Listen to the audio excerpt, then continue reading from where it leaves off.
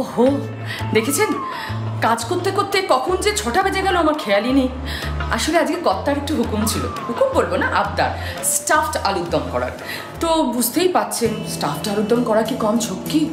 আলু সেদ্ধ করো, পুর বানাও, তার মধ্যে পোড়ো, পুরো আলুর দমটা বানাও, পুরো বাবারে বাবা, আমি তো পুরো টায়ার্ড হয়ে গেলাম। আপনারা দেখছেন ডার্ক ফ্যান্টাসি প্রেজেন্স প্রিয় তারকা অন্দরমহল, কো পাওয়ার্ড বাই শানস্টে। আজকে আমি আড্ডা মারবো বেশ কিছু নতুন তরতাজা শিল্পীদের সঙ্গে। এসব নতুন বাচ্চা বাচ্চা ছেলেমেয়েদের সঙ্গে আড্ডা মারতে না আমার বেশ ভালো লাগে। অ্যাকচুয়ালি আমি না ওদের থেকে কেমন একটা এনার্জি পাই, এত পজিটিভ ভাইব ওদের মধ্যে। চলো এমনই কিছু শিল্পীর সঙ্গে আজকে আড্ডা মারি।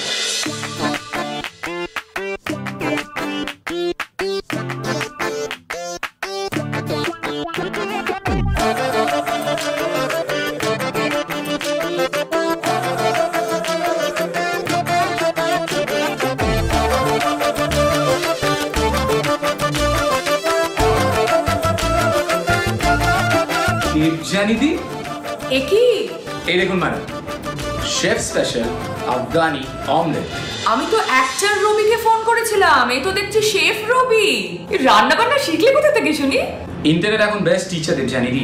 তা অবশ্য ঠিক, তোমাদের এখন ইন্টারনেট হয়েছে, আমাদের ছোটবেলায় ভাই আমরা তো বড়দের কাছ থেকেই শিখেছি, মা জেঠিমা কাকিমা তাদের দেখে দেখেই রান্না শিখেছি। তো মা কোথায়? মা মা দাঁড়াও, এসো এসো। মা এই হলো আমাদের খুব প্রিয় একজন দিদি, আমাদের ইন্ডাস্ট্রির গুরু দেবযানী দি। আচ্ছা দেবযানী দি, তুমি এই কথা জানো তো যে আমরা বাঙালি নই, তাই আমার মায়ের বাংলায় একটু হিন্দি টান আছে। তাতে কি হয়েছে, মনের মিল থাকলে ভাষাটা কোনো সমস্যাই না। কিন্তু তোমার বাংলা তো বেশ ঝরঝরে গো। আসলে জানো তো আমি মডেলিং থেকেই শুরু করেছিলাম। আমার মাই আমায় অভিনয় আসার জন্য বলে।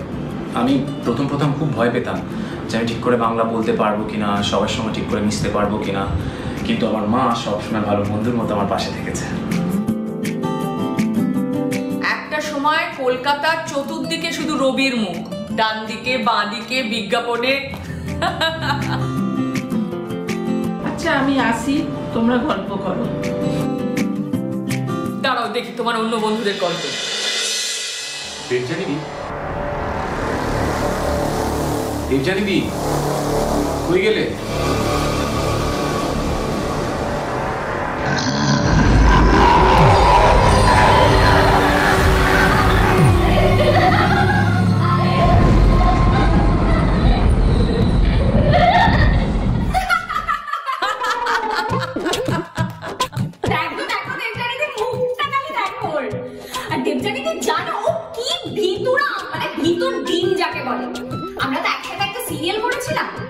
শুটিং করতাম, আমি দেখতাম যে ছেলেটা খালি এসে আমার রুমে গল্প করে। আমি ভাবছি কি ব্যাপার, পরে জানতে পারলাম যে এত কিছুর পেছনে একটাই কারণ, ভূতের ভয়। বেশ যাও, আমি আর তোমাদের সাথে কথা বলবো না। আচ্ছা আচ্ছা শোনো ভাইটা আমার, রাগ করো না, রাগ করো না। এই রবি তুমি এটা কি খাচ্ছ গো? চিংড়ি মাছের অমলেট। তুমি যদি আমাকে না দিয়ে চিংড়ি মাছ খেয়েছো না, তোমার নির্ঘাত পেটে ব্যথা করবে। দেখো আজকে তোমার পেটে ব্যথা করবে। জানো দিদি, আমি এই মেয়েকে চিংড়ি বলেই ডাকি, কারণ এই মেয়ে চিংড়ির জন্য পুরো পাগল। কি চিংড়ি, ভালো আছো তো? ও দিদি ভাই, এই রে দিদি ভাই দেখো আমাকে চিংড়ি বলে ডাকছে, তুমি এসো তো। এরা তোমার ঝগড়া শুরু করলো। তোমার বোন আগে আমায় ভূতের ভয় দেখিয়েছে। এই এই ঝগড়া নয়, ঝগড়া নয়, ভাব করে নাও, ভাব করে নাও। বেশ তাহলে দি তুমি ওদের বলো আমার জন্য একটা গান নিয়ে শোনা। আচ্ছা আচ্ছা ঠিক আছে ঠিক আছে, বন্দিলা গান ধর, তোরা গান ধর শিগগির। জলে ভেজা মাঠে আকাশে হাত বাড়ায়, মেঘের আড়ালে ভেসে থাকা সেই রামধনুকে চাই, দেখেছো কি তাকে ওই নীল গিরিধারী। কি সুন্দর গান গাইলো তো এরা দুজন। এবার আমার একটু ব্রোকে ফোন করো না গো, তলে একা পড়ে যাচ্ছি তো। ও জয়ী, আচ্ছা আচ্ছা আচ্ছা দাঁড়া দেখি দেখি দেখি।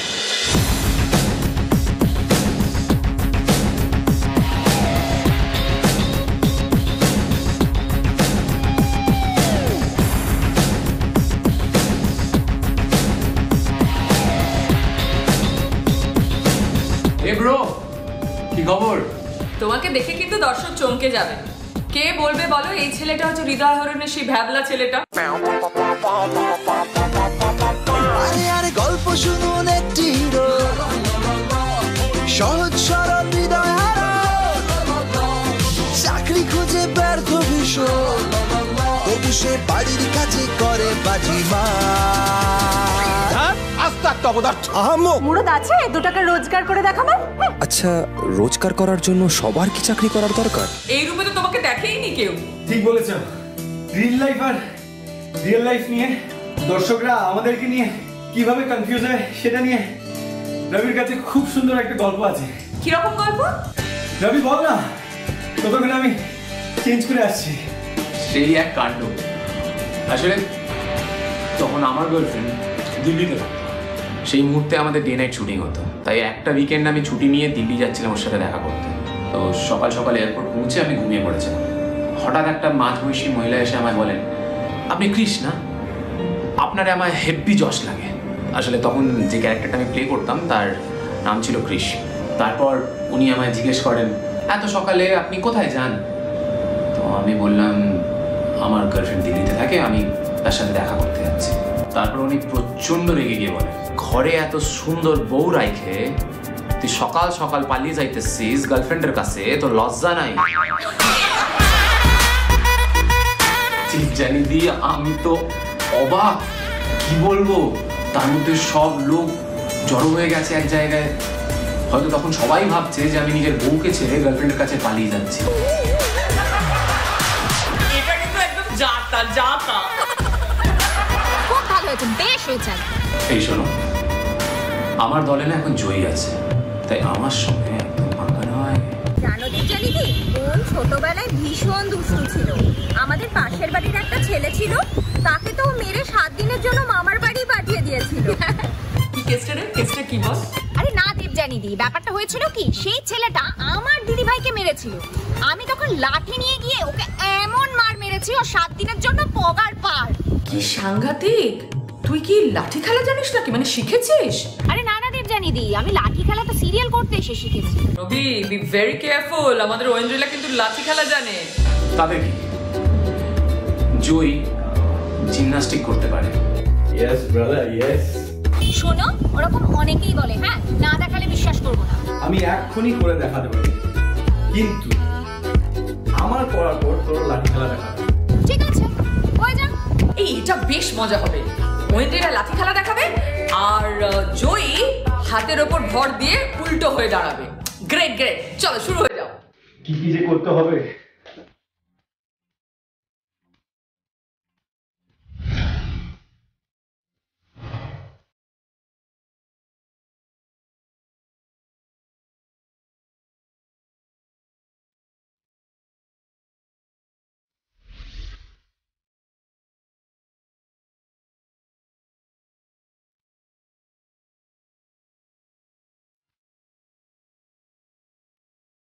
এদের কাণ্ড কারখানা দেখতে দেখতে কখন যে ব্রেক নেওয়ার টাইম হয়ে গেল খেয়ালই করিনি। যাই হোক, এখন একটা ছোট্ট ব্রেক নিচ্ছি। আপনারা দেখছেন ডার্ক ফ্যান্টাসি প্রেজেন্স প্রিয় তারকা রন্দরমহল, co powered by Shyam Steel. ফিরে আসবো একজন ম্যাজিশিয়ানকে নিয়ে, কিন্তু যাওয়ার আগে তোমাদের সকলকে একটা ধাঁধা দিচ্ছি, ফিরে এসে উত্তরটা চাই। 8 চালা বাড়ি খুলতে হয় টুটি চিপে, কি জিনিস? ফিরে এলাম ব্রেকের পর। আপনারা দেখছেন ডার্ক ফ্যান্টাসি প্রেজেন্স প্রিয় তারকা রন্দরমহল, co powered by Shyam Steel. আমার কস্টিউম স্পন্সর করেছে Aishi, the diva the dream. ব্রেকে যাওয়ার আগে আমি কিন্তু একটা ধাঁধা দিয়ে গেছিলাম, তার উত্তরটা এবার চাই। আরে দেবজানি দি, উত্তরটা হবে টুটি টুটি। দাঁড়াও, আমি পারবো। ছাতা। রাইট, একদম সঠিক উত্তর। আচ্ছা, আর একটা কথাও কিন্তু বলে গেছিলাম, সেটা হচ্ছে আমি একজন ম্যাজিশিয়ানকে নিয়ে আসছি। রাইট, দেখো তোমরা কাকে।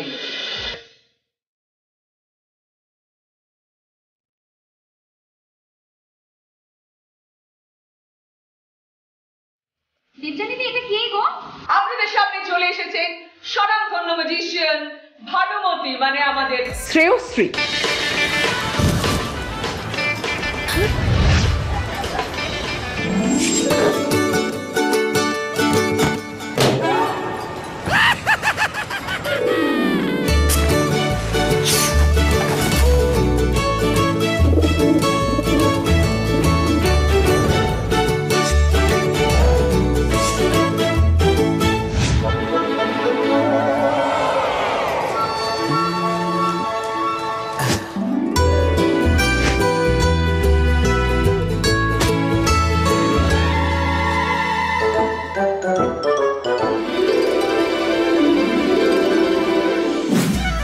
আবরাকাডাবরা।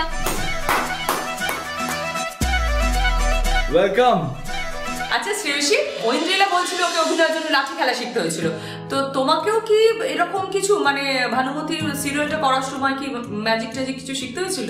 হ্যাঁ গো, ম্যাজিক তো আমাকে শিখতে হয়েছিল, কিন্তু তারও আগে এই অভিনয়ের জন্যই আমাকে ঘন্টার পর ঘন্টা ধরে খালি পায়ে দৌড়তে হয়েছিল।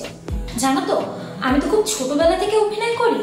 তো স্কুলে যখন যেতাম ক্লাসমেট সময় বলতো এখনই অটোগ্রাফ দিয়ে রাখতই, পরবর্তীকালে আবার কখন তো দেখা পাবো, আদৌ পাবো কি না, তার থেকে বরং এখনই দিয়ে রাখ।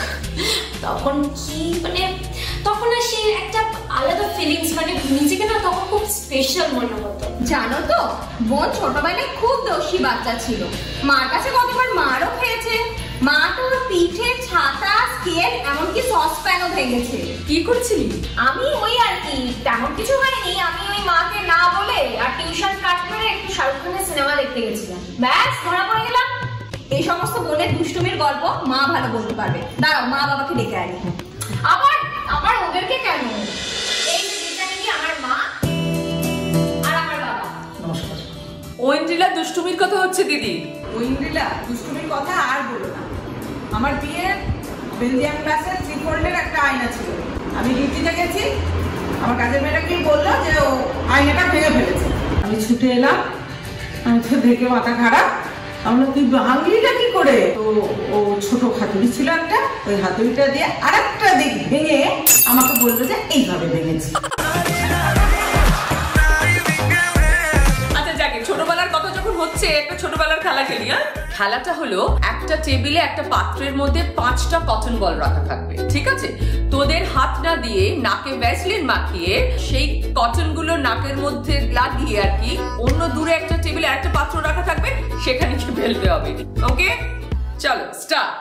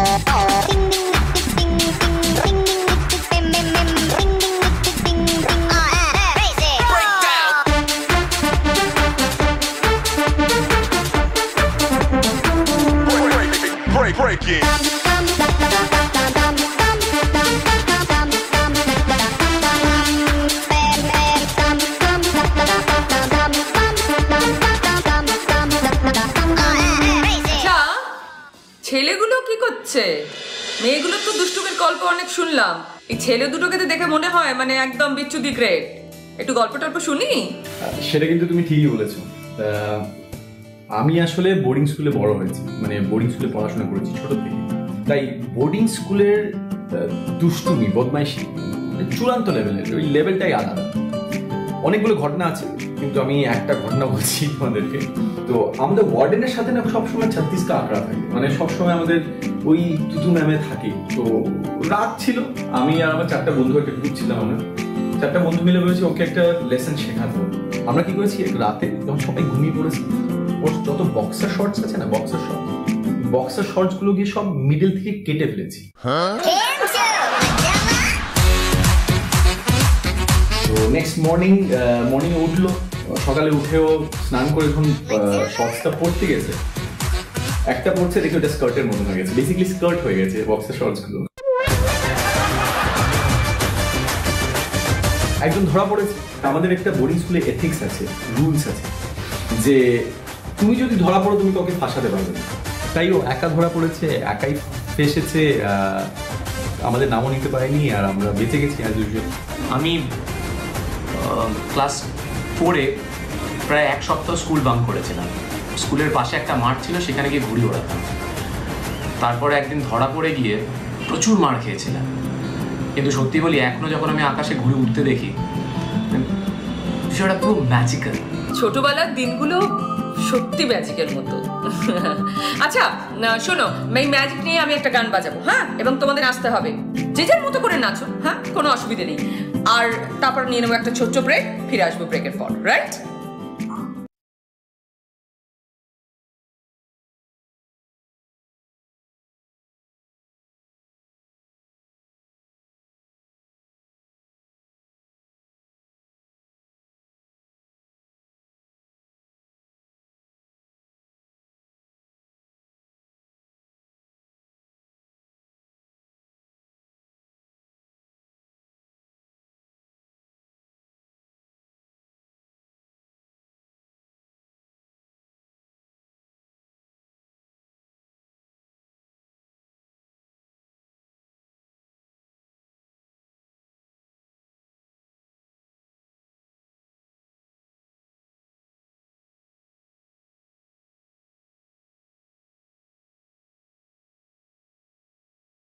প্রিয় তারকা রন্ধনমহল, কো পাওয়ার্ড বাই শ্যামস্টেল।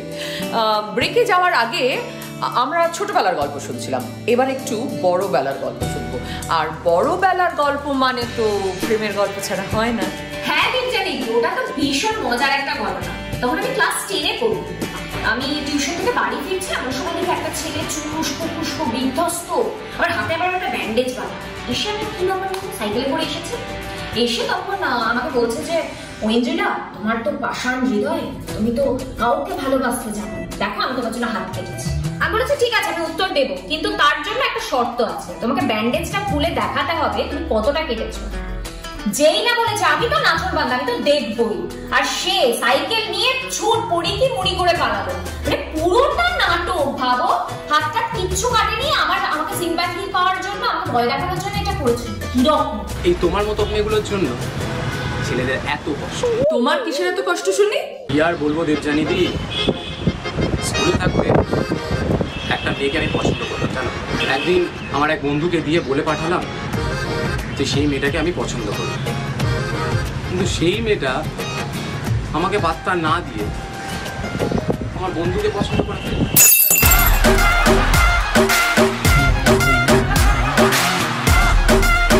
এটা তো ওই সিচুয়েশন, दोस्त दोस्त ना रहा, प्यार प्यार ना रहा।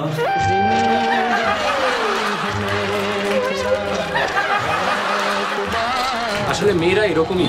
দেখো, তোমরা ছেলেরা তো বাড়িতে সারাক্ষণ ঘুমো, মেয়েরা না থাকলে তোমরা যে কি করতে, কিছুই করতে পারতে না। এই রে, আর তোরা তোরা কি করিস?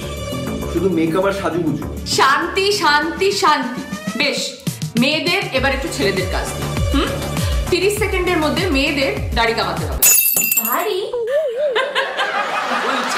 বলছি মানে গালে ফোম লাগিয়ে রেজার দিয়ে ফোমগুলো ক্লিয়ার করতে হবে, ব্যাস। দাড়ি কোথা থেকে পাবে? আচ্ছা, রেজারের জন্য ব্লেড না থাকে। আর ছেলেদের 30 সেকেন্ডে 5টা পান সাজতে হবে, মানে 5টা পান পাতায় খয়ের চুন আর সুপুরি দিয়ে ভালো করে মুড়ে লবঙ্গ গুজে খিলি করে রাখতে হবে। Ready, start.